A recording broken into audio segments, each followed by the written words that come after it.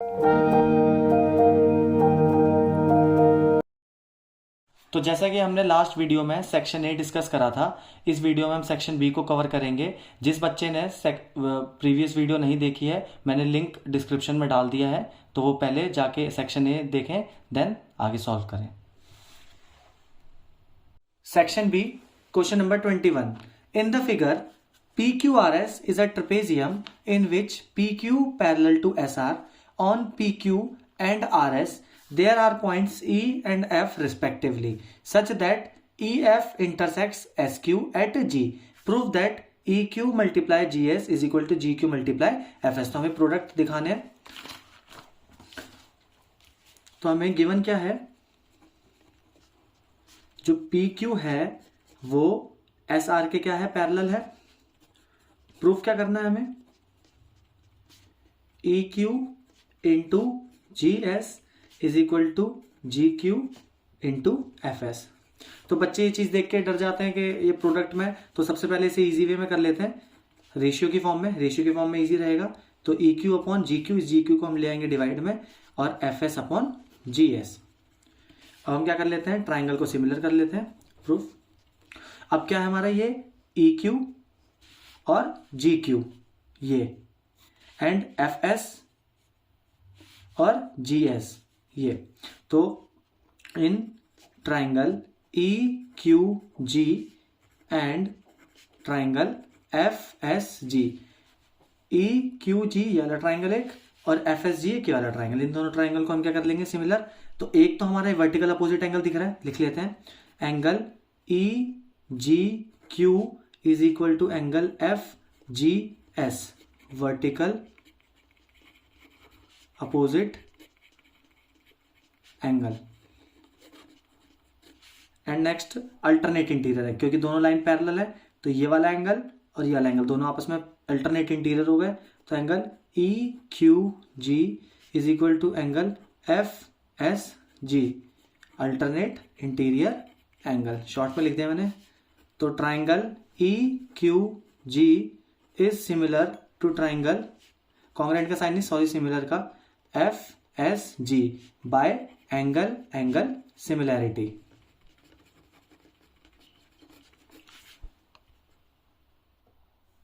ये G है, तो EQ upon GQ is equal to FS upon GS। आगे हमारा, इसको प्रोडक्ट की फॉर्म में शो कर दो जैसे क्वेश्चन में दे रखा है।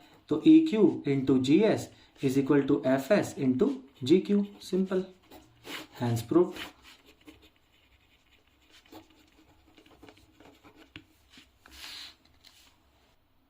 क्वेश्चन नंबर 21 का और भी देख लेते हैं।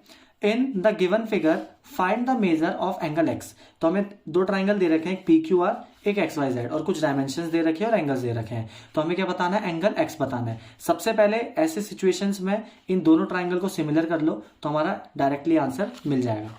तो in triangle PQR and triangle XYZ, तो सबसे पहले सिमिलर कर लेते हैं। तो PQ upon ZY is equal to 4.2 upon 8.4, तो कितना आ जाएगा, 1/2। QR upon YX is equal to 7/14 is equal to 1/2। RP upon XZ is equal to 3√3 upon 6√3, ये भी कितना आ गया, 1/2। तो ऐसे ऐसे हमारे दोनों ट्राइंगल क्या हो गए, सिमिलर। तो PQR is similar to triangle XYZ by congruently, sorry, similar. तो ट्रिपल एस से हमारे क्या हो गए, सिमिलर। देयरफॉर एंगल PRQ जो होगा वो हमारा एंगल ZXY के क्या हो जाएगा, equal, by corresponding parts of similar triangle CPST। Therefore अगर मैं इन ट्राइंगल PQR की बात करूं, तो PQR में अगर मैं एंगल सम प्रॉपर्टी लगाता हूं, मतलब angle P plus angle Q plus angle R is equal to कितना, 180 डिग्री, एंगल सम प्रॉपर्टी। तो एंगल P हमें कितना दे रखा है, 60 plus angle Q 70 plus angle R is equal to 180 degree. तो एंगल R की वैल्यू यहाँ से कितनी आ जाती है, 50 डिग्री। तो जो हमारा एंगल R होगा वही हमारा एंगल X होगा। तो एंगल एक्स हमारा कितना आ जाता है 50 डिग्री। तो सबसे पहले सिमिलर शो कर दो, उसके बाद एंगल निकाल दो। This is the answer. Question number 22, evaluate 3 tan square 30 degree plus tan square 60 degree plus cosec 30 degree minus tan 45 degree upon cot square 45 degree. तो ये तो बहुत सिंपल क्वेश्चन है, सीधा सीधा वैल्यू पुट करनी है, प्लस माइनस करके आंसर। तो कर लेते हैं value put. 3 tan square 30 degree plus tan square 60 degree plus cosec 30 degree minus का tan 45 degree divided by cot square 45 degree. तो वैल्यू क्या हो जाएंगी हमारी 3 tan स्क्वायर 30 डिग्री हमारा कितना 1/√3 का स्क्वायर प्लस tan 60 हमारा कितना होता है √3 का स्क्वायर प्लस cosec 30 कितना होता है 2 और tan 45 ऑलवेज भी 1 अपॉन cot 45 भी हमारा कितना होता है 1 का स्क्वायर। कितना आ जाएगा 3 into 1/3 plus 3 plus 2 minus 1 upon 1 लिखने की नीड नहीं है, 3 से 3 कट गया तो 3 प्लस 2 5, 5 माइनस 1 कितना हो गया, अच्छा 1 प्लस 3 प्लस 2 माइनस 1, 1 से 1 कैंसिल आउट, तो आंसर हमारा कितना आ गया 5। This is the answer. Question number 23, the mean of the following frequency distribution is 18। तो मीन हमें दे रखा है, हमें क्या बताना है, फ्रीक्वेंसी बतानी है, क्लास दे रखी है एंड फ्रीक्वेंसी दे रखी है। तो टेबल फॉर्म कर लेता है पहले। तो क्लास इंटरवल हमारा कितना है 11 to 13, 13 to 15, 15 to 17, 17 to 19, 19 to 21, 21 to 23 और 23 to 25। एफ आई हमारा कितना दे रखा है फ्रीक्वेंसी 3, 6, 9, 13, F, 5 एंड 4। अब क्या निकाल लेते हैं हम, क्लास मार्क मीन्स एक्स आई। क्लास मार्क का फॉर्मूला क्या होता है, upper limit plus lower limit upon 2। तो दोनों को प्लस कर लेते हैं, 11 प्लस 13 अपॉन 2 कितना हो जाएगा हमारा 12। अब दो के इंटरवल में ये इंक्रीज होता जाएगा, 12, 14, 16, 18, 20, 22 एंड 24। अब यहाँ कैलकुलेशन हमारी थोड़ी बढ़ी जाएगी, तो हम कौन सा मेथड यूज करेंगे यहाँ पे, एज्यूम्ड मीन मेथड। तो एज्यूम्ड मीन मेथड में हम डी निकाल लेते हैं। सबसे पहले क्या होता है एक्स आई माइनस ए, और जो हमारा ए होता है वो हमारी एज्यूम्ड वैल्यू होती है एक्स आई के मिडल पोर्शन में, हम कोई सी भी ले सकते हैं 18, 16, 20, तो हम मिडल वैल्यू ले लेते हैं 18। तो ए इज इक्वल टू 18। अब सारी वैल्यू निकाल लेते हैं, एक्स आई माइनस ए मतलब 12 माइनस 18, तो हमारा कितना हो गया माइनस का 6, फिर ऐसी माइनस का 4, माइनस का 2, 0, 2, 4 एंड 6। अब हम क्या निकाल लेते हैं एफ आई डी आई। तो एफ आई डी आई में क्या करेंगे, एफ आई और डी आई को मल्टीप्लाई, तो 6 3 जा 18 माइनस का, फिर ये माइनस का 24 माइनस का 18, 0, 2f, 5 4 जा 20 एंड 6 4 जा 24। अब सबसे पहले हमें क्या निकालना होता है सिग्मा एफ आई। तो सिग्मा एफ आई इसको ऐड कर लेंगे तो कितना हो जाएगा 40 प्लस एफ, और ऐसी सिग्मा एफ आई डी आई। इसका करने का इसी तरीका क्या है, पहले नेगेटिव वाली टर्म्स को ऐड कर लो आपस में, कितना आ जाएगा माइनस का 60, ऐसी पॉजिटिव वाली टर्म को ऐड कर लो, कितना आ जाएगा 40 का 44, तो 2f और माइनस का 60 प्लस का 44 कितना बचेगा माइनस का 16। तो हमारी दोनों टर्म आ गई, वैल्यू पुट करो सीधा। तो x bar is equal to a plus sigma f i d i upon sigma f i. तो ए की वैल्यू हमारी कितनी थी 18, और एक्स बार भी हमें कितना दे रखा है 18। सिग्मा एफ आई डी आई कितना निकला 2f माइनस का 16 अपॉन 40 प्लस एफ। तो 18 से 18 कट गया, तो कितना बचा 0 is equal to 2f minus 16 upon 40 plus f. ये वहां जाके क्या हो जाएगा 0, तो 2f minus 16 is equal to 0, 2f is equal to 16 और f इज इक्वल टू कितना 8। तो दिस इज द आंसर।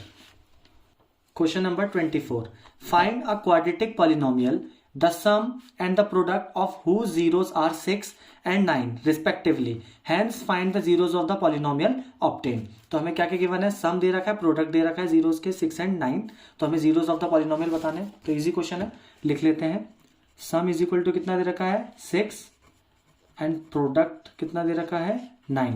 जो हमारी क्वाड्रेटिक इक्वेशन का क्वाड्रेटिक इक्वेशन की स्टैंडर्ड फॉर्म जो होती है वो क्या होती है एक्स स्क्वायर माइनस का sum of zeros x plus product of zeros.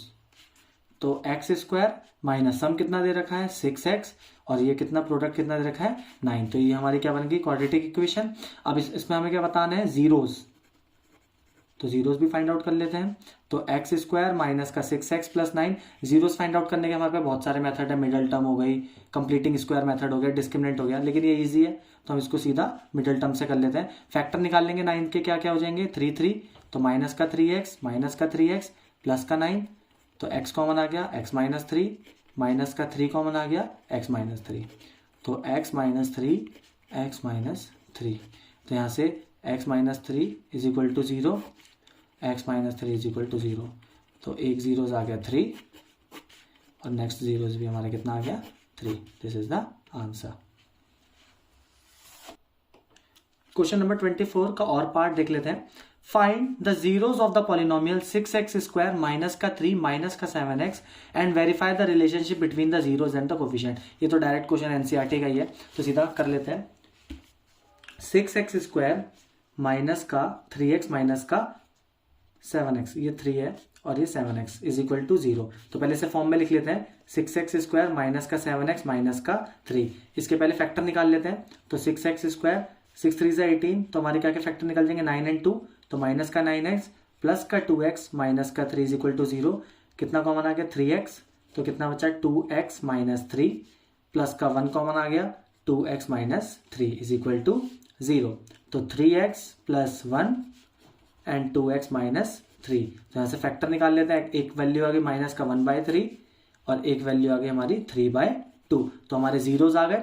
अब हमें क्या निकालना है sum of zeros. Sum of zeros, sum of zeros का फॉर्मूला क्या होता है alpha plus beta is equal to minus b by a. हमें वेरिफिकेशन करनी है तो हमें LHS RHS दोनों के इक्वल करना होगा। तो अल्फा हमारा कितना आ गया माइनस का 1/3 प्लस बीटा हमारा कितना आ गया 3/2 is equal to minus b हमारा कितना था माइनस का 7 और ए हमारा कितना था 6। यहाँ एलसीएम ले लेते हैं, कितना आ जाएगा 6, तो कितना हुआ माइनस का 2 प्लस 9 इज इक्वल टू 7/6। यहाँ भी हमारा कितना आ गया 7/6 इज इक्वल टू 7/6। तो यहाँ तो हमारा LHS और RHS क्या हो गया वेरीफाइड हो गया। प्रोडक्ट को भी कर लेते हैं।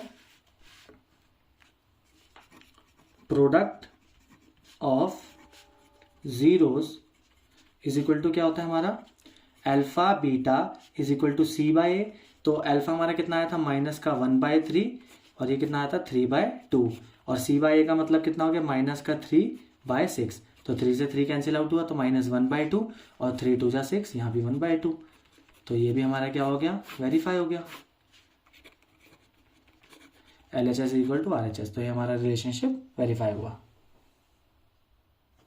Question number 25, if the roots of the equation x square plus px plus q is equal to 0 are double in value to the roots of 2x square minus का 5x माइनस का 3 is equal to 0, then find the value of p and q। तो क्वेश्चन क्या कह रहा है कि ये जो हमें इक्वेशन दे रखी है x square plus px plus q, इसके जो भी रूट्स होंगे वो इस वाली इक्वेशन के रूट्स के क्या होंगे डबल होंगे। तो हमें वहां से क्या बतानी है p और q की वैल्यू। तो कर लेते हैं। फर्स्ट इक्वेशन हमें क्या दे रखी है x square plus px plus q is equal to 0। तो यहाँ से हमारे सम और प्रोडक्ट निकाल लेते हैं। तो अल्फा प्लस बीटा हमारे कितना आ गया माइनस का p/1 मतलब माइनस का p सीधा, और अल्फा बीटा हमारे कितना आ जाएगा डायरेक्ट q/1 मतलब q। नेक्स्ट इक्वेशन क्या है हमारे पे 2x स्क्वायर माइनस का 5x माइनस का 3 इज इक्वल टू 0। तो यहाँ से हमारा सम कितना आ गया 5/2, माइनस माइनस पॉजिटिव हो गए, और प्रोडक्ट हमारा कितना आ गया माइनस का 3/2। अब अकॉर्डिंग टू क्वेश्चन क्या कह रहा था कि जो हमारे फर्स्ट इक्वेशन के रूट होंगे मतलब माइनस p जो होगा वो हमारे सेकेंड इक्वेशन के सम के क्या होगा डबल, तो ट्वाइस ऑफ 5/2। तो 2 से 2 कैंसिल आउट हुआ, ये नेगेटिव वहां शिफ्ट हो गया, तो p की वैल्यू कितनी आ गई माइनस का 5। ऐसे नेक्स्ट वाला देख लेते हैं। जो हमारा फर्स्ट इक्वेशन का जो प्रोडक्ट था मींस q, वो हमारे ट्वाइस था सेकेंड इक्वेशन के प्रोडक्ट के मतलब माइनस 3/2। तो 2 से 2 कैंसिल, तो q की वैल्यू यहां से कितनी आएगी माइनस का 3। तो p and q -5 and -3, this is the answer. तो इसी के साथ सेक्शन बी हमारा एंड होता है। नेक्स्ट वीडियो में हम सेक्शन सी डिस्कस करेंगे एंड सारी वीडियोस में टाइम लैप्स अवेलेबल है, आप किसी भी इंडिविजुअल क्वेश्चन को जाके रिव्यू कर सकते हैं।